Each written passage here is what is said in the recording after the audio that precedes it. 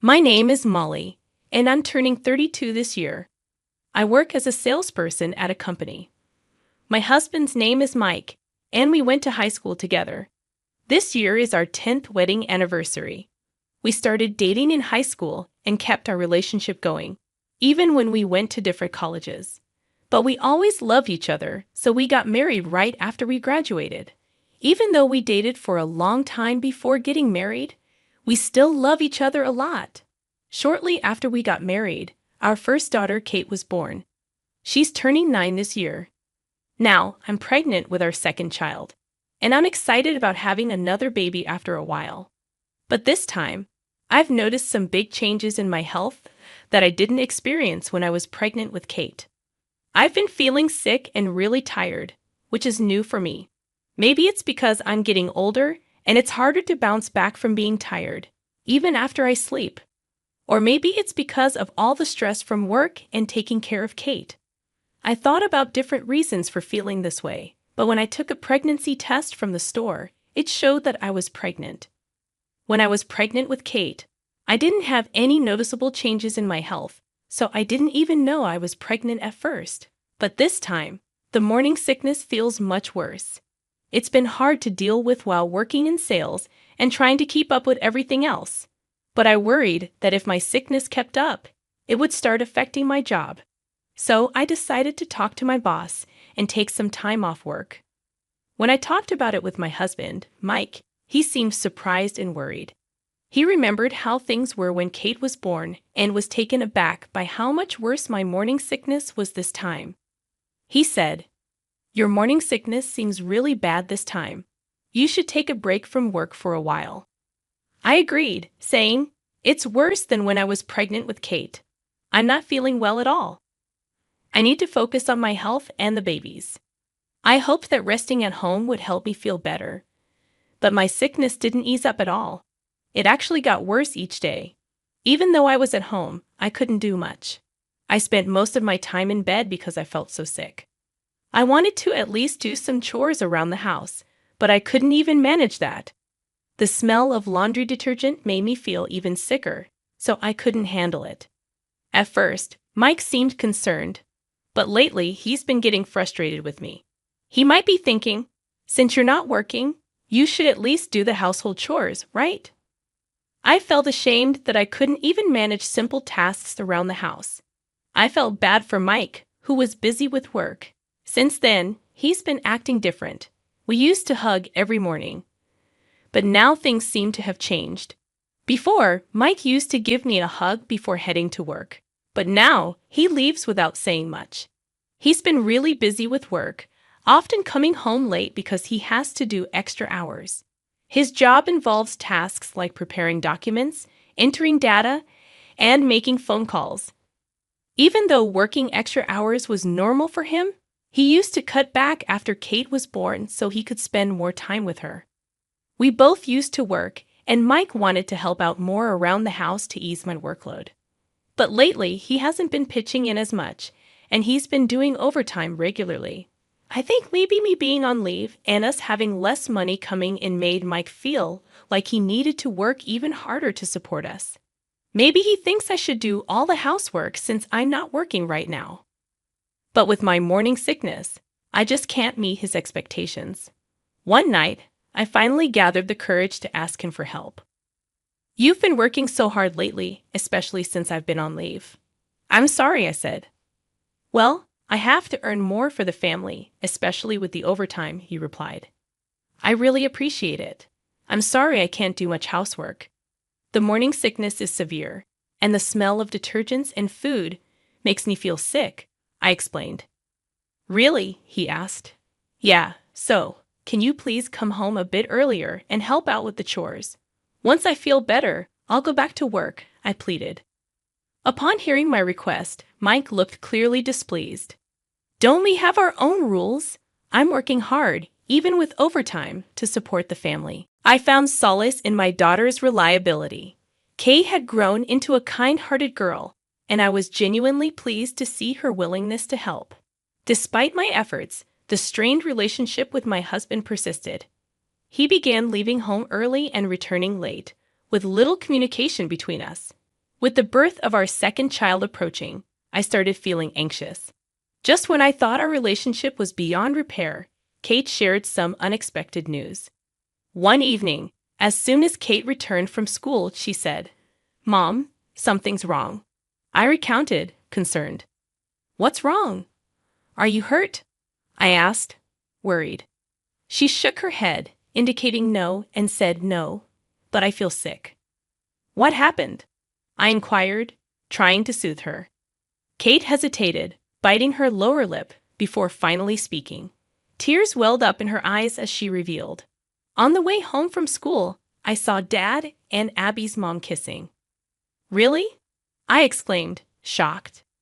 Abby was a close friend of Kate's, and it was evident that she was deeply affected by what she had witnessed. Unable to control her emotions, she sobbed into my chest. "Oh my God, calm down, honey," I comforted her, holding her close. In that moment, my husband, whom I had considered irreplaceable, became an object of hatred because of his affair. Unable to forgive his infidelity, I vowed to seek revenge. But to do so, I needed to gather thorough evidence. While my husband was away, I began investigating. I searched the rooms and was dismayed to find a large number of receipts that I had never seen before.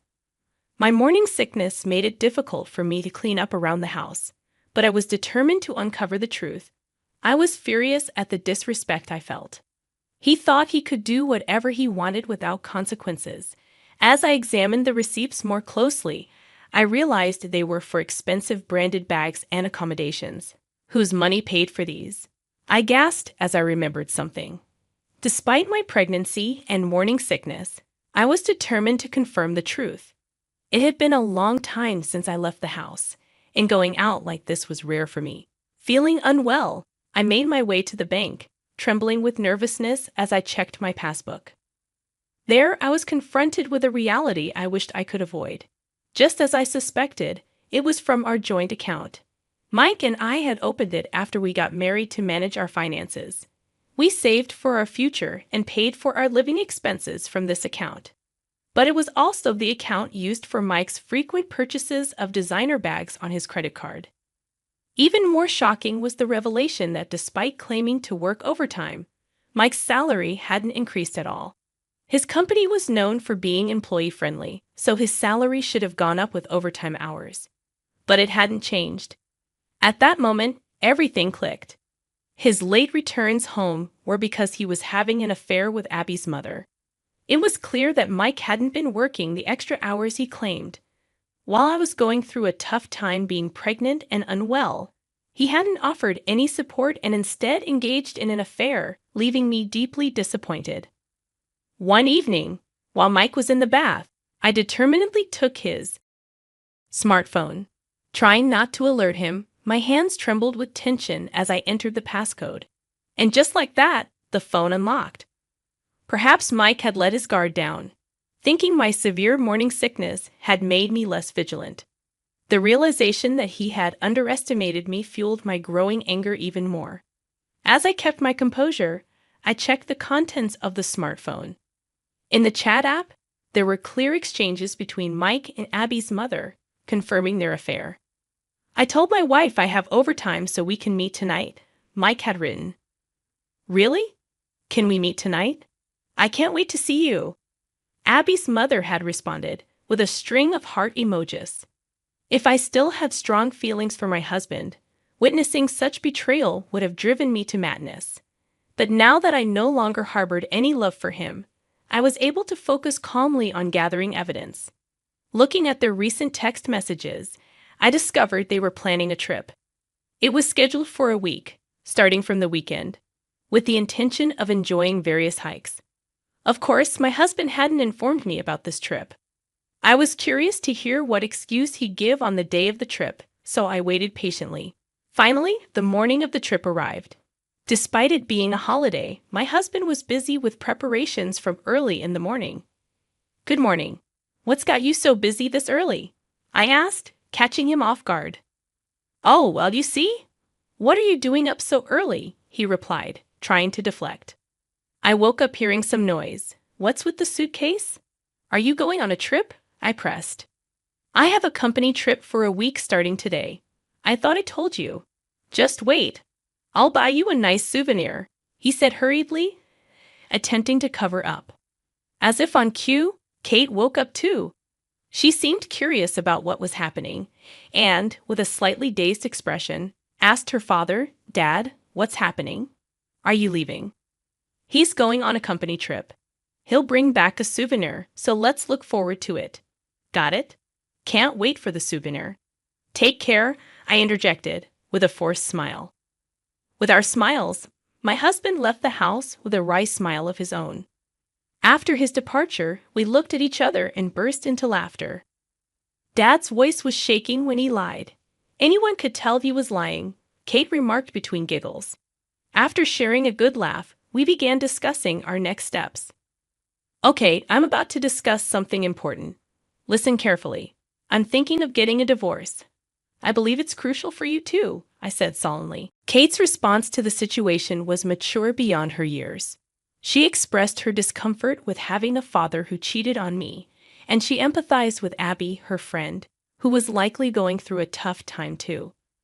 Her concern for Abby's well-being showed her compassion and understanding. Abby's sudden disappearance and betrayal of her daughter's trust only fueled my determination for revenge. I felt strongly that there should be no compromise when it came to holding them accountable for their actions. With newfound motivation, I took decisive actions to protect myself and Kate. I canceled our credit cards to prevent my husband from spending any more money recklessly. I also transferred half of the savings from our joint account to my personal account to ensure a fair division of assets. We moved back to my parents' house, leaving behind the memories of our life with my husband. Kate's positive attitude during the move reassured me that we were making the right decision for our future. Discovering messages between my husband and Abby's mother, where they expressed their desire to be together, only solidified my resolve. I packed up my husband's belongings and sent them to Abby's mother's parents' house, along with the termination of our lease agreement. My husband's subsequent call, asking for money, only confirmed that my actions had hit their mark. Knowing that he couldn't use his credit card anymore brought me a sense of relief amidst the turmoil. Despite the challenges ahead, I felt empowered and ready to start a new chapter in my life, free from the betrayal and deceit of my husband and Abby's mother. It's easy to imagine that my husband's trip with his mistress was very tense for him. Despite his attempts to reach out, I ignored his calls, citing my severe morning sickness as the reason. 3 days later, I received another call from him, which I reluctantly answered. He was shocked to find the house empty and the lease terminated. "Why is the house empty? What's going on?" he demanded, his anger palpable.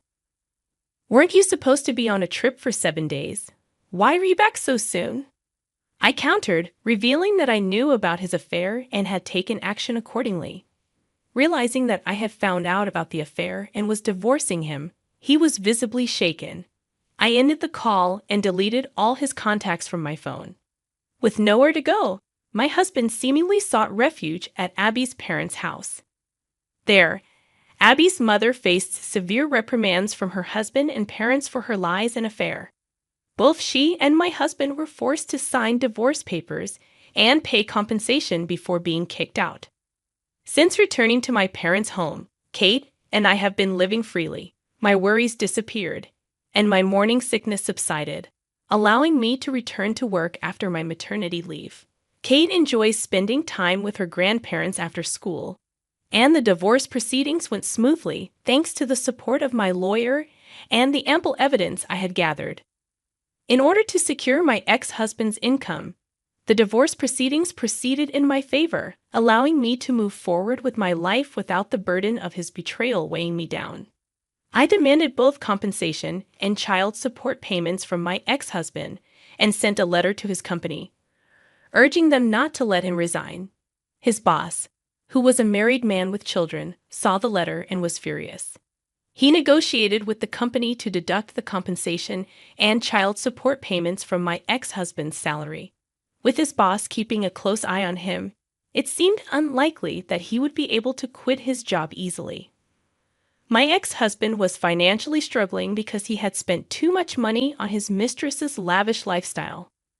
Losing his home, he was forced to live in a cheap company dorm, making it even harder for him to quit his job.